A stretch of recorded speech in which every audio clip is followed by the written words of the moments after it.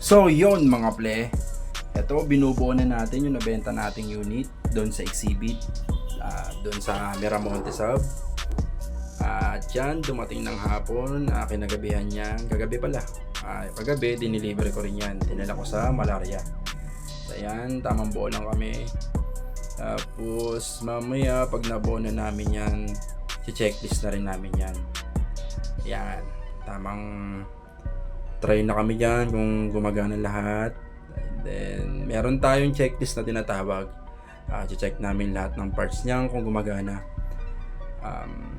Yan. Bukod pa dyan, meron pa kaming checklist pagdating dun sa customer. Lahat yan, kung ano yung ginagawa ko ngayon, i-check ko rin sa harapan ng customer na aware siya na lahat ng parts ng unit is working. Tapos naka-include na rin dyan yung warranty natin. Then yan, check namin isa-isa. Okay naman lahat, gumagana. Mas maganda nang may ganyan tayo sa umpisa, kasi para at least may iwasan na natin yung mga problema. So, para pagdating sa customer, smooth na talaga, working talaga lahat. Tapos yan, iniisa-isa namin yan kung ano yung nasa checklist. Pag okay, check namin yan. And then yan, mamaya dadalhin ko na to sa Malaria.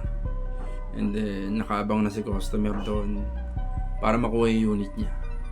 So yun, sa mga naghahanap sa akin ng unit, ng mga e-bike, meron tayo mga naka-promo ngayon.